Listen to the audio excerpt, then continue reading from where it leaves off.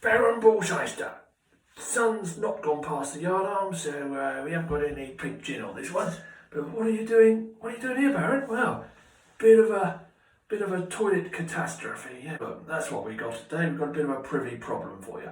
So, what's going on with the privy? Well, it flushes, it'll flush, and then it won't fill up for about an hour. This is the toilet the servants use, you see, so it's pretty, it's in use all the time, so it's got to sort of work really well. And so once you flush it, it doesn't flush for an hour, so they can't use it for an hour. So they're all outside with their legs crossed, hoping that their fingers crossed, hoping that I'm going to get this fixed. It was going to be fixed last night. But the plumber that we use is Ivor Leake. Yes, Ivor Leake is a local Fartwell plumber. There's two of them actually. There's Ivor Leake and there's Paul Chain. That's the other plumber you can use. But Ivor Leake came round last night, and he came round to fix the loo. And with a name like Ivor, you'd think he'd come from Wales, wouldn't you? Orcas, I would say. Yes, Orcas. Especially as he sees everything in black and white as well. So we got a bit waylaid because we went for a curry first. So he had the lamb shag. That's what he had, the lamb shag. Yes. No, he had the lamb sag. Yes. I know he used to be a shepherd, but I don't think he liked sheep that much. Yes. So I had the Mendeloo. I didn't. I had the Vindaloo. So I was okay, but he's not okay this morning. So he left his tools here last night. So I've read the instructions and I'm going to show you how to fix this loo. So we're fixing the toilet. We've got to do a bit of health and safety. If at any time you're watching this video and your eyes don't bulge out of their sockets or your ears don't start bleeding, just press subscribe and have a look for a few more of my videos, and hopefully that'll sort the problem out. What he's actually left me, he's left me this here, you see. Now this is apparently what's wrong with this thing here. This is the thing that allows the water to come into the toilet. And this is a float that as the water runs up, you see, it shuts off the water when the water gets to a certain level. And you can adjust your water level inside your toilet by turning this screw. And basically I don't know if you can see this, but it adjusts the level of the float, you see. So sometimes if you have a toilet that's overflowing, you can adjust the level of your float and it'll just stop the water coming out sooner. So what to do? You have to, you put this end there. You have to put that through the inside of your loo, through the hole at the bottom of your cistern. So, and what you've got to do here, around this bit here, you've got to put a plastic penguin. That's what you've got to put around there. Yes. No. He didn't say plastic penguin. He said what you've got to do is you've got to put a rubber seal. Can you see that? That's the rubber seal. And that's going to go on there that way round, like so. Can you see that? So we're going to put that on there. So you put the rubber seal on. Can you see that? On there. There you go. Basically what happens is, you see, this long bit, you see, it fits through the hole in the bottom of the cistern. So let's just demonstrate this. So it fits, this long bit, it goes through the hole like this. Can you see that? So that's how it goes with the rubber. You want the rubber on this side, and it goes through like that. And now the other thing is, what you've got to do next, which is it's going to be a bit all, you've got to put your nuts. It's got two nuts that go on the end. I mean, you wouldn't think this really, but this is what happens. And you see, you put that nut on there, like so, and that does it. And what that does, it pulls it pinches the porcelain. Yes, it pinches around there, and it pulls this rubber seal tight up, and it stops the water coming out. And then what you're going to have another nut. You're going to have another nut, something like this, which is what they call a tap connector. This is a half inch, 15 mil, I would say, tap connector. And you probably have I couldn't find the rubber washer that goes around there, but there's normally a rubber or fibre washer that goes around it, and that's going to go, the other nut's going to go on there like so, like that. You see? So that's how. So that's where the actual porcelain or the system is. So it's like that, right? So that's that. Now what we've got to do is we've got to turn off the water. Now I couldn't find a screwdriver, so I nipped downstairs to Lord Fartwell's tea tray, and I got his teaspoon. I got his silver teaspoon. And what you need to do, if you look underneath the toilet, here we go, let's have a quick look under here. I don't know if you can see this. So if you look under here, underneath the cistern, you'll find that there's like a screwdriver thing, like a screwdriver fitting. Can you see that? And I'm going to use Lord Fartwell's teaspoon just to turn it so that it's across.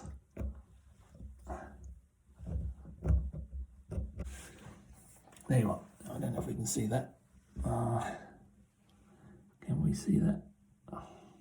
So that the actual screw is going across the actual line of the pipe. So that means the water's turned off. This is the service valve.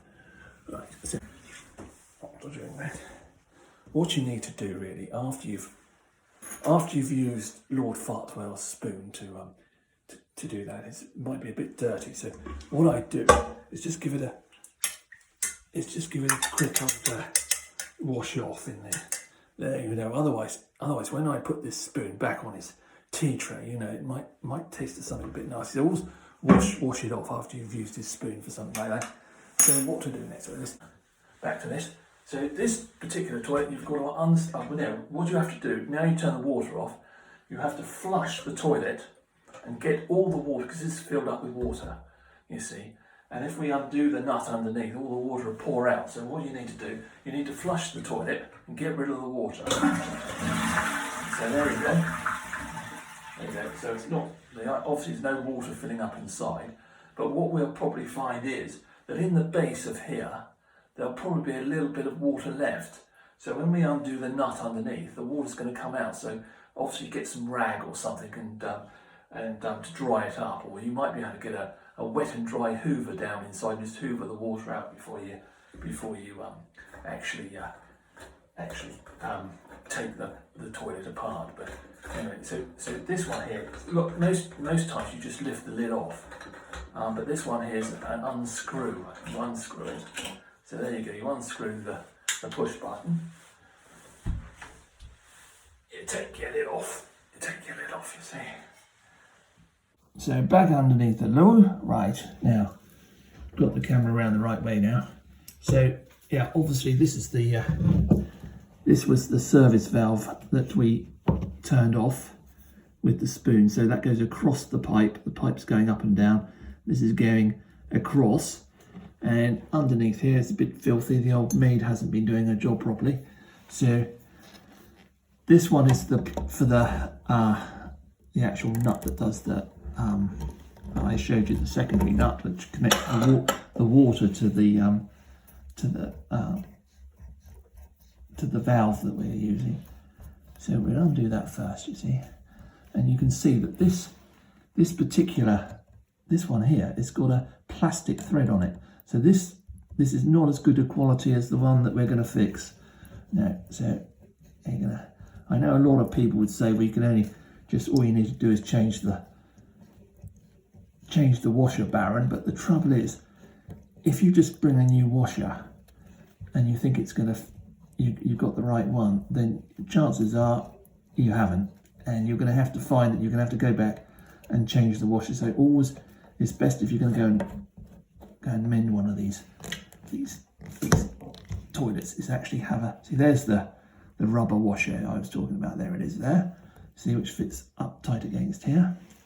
So that forms the seal of so that you don't get any water through. Now, what happens is when we're going to undo this, we're going to get some water coming out from the actual cistern, because there's still water inside.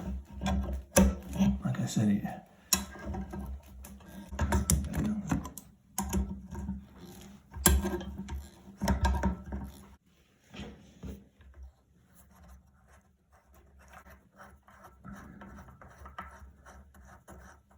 what we actually have here as well is we have some sealer. That's some silicone sealer that's been put round when this was sorted out last, because it was obviously leaking. That's obviously, if you do get problems with it leaking, then a bit of silicone is always a good idea. So I don't know if we can just pull this out.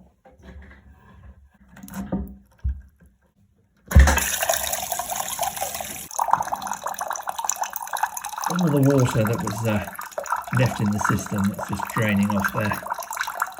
There we are. That's into Lord Fartwell's, one of his pint mugs. You won't mind about that. I'll just wash that up the same way as I washed up his teaspoon. You won't mind about that at all. So this is the inside of the cistern. This is where the button here sits on there, and that flushes the toilet, you see. And this hole here, this is where we took from underneath. This is where we undone the nut of the old bullcock, or the, I don't know, I don't know what it is, but I don't know the name of it. I'd have called it a bullcock in the old days, but I think it's called something else now, a floaty type thing. So this is the thing I was showing you earlier, with the rubber on the end there, and obviously it's going to go through the hole, and the nut's going to go on the other side. Well, the two nuts are going to go on the other side. So we push it down through the hole. If you can see this. Well, that's a bit awkward trying to film and do it at the same time. Now, what you've got to do is got to make sure that it doesn't this float. It'll move up and down nicely, and not catch or interfere. Don't get it caught on the side of the cistern.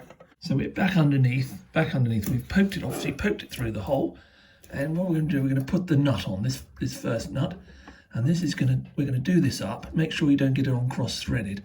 That's the other thing. Be very careful about that, especially with these plastic nuts. You don't want to cross-thread them, otherwise they're a bit kaput, really. So get that put on there, nice. Just does up nicely, like so. And you want to get it sort of hand tight. Oh, there we go. Then once you get it hand tight, get the spanner, give it a little tighten up. Don't tighten it too much.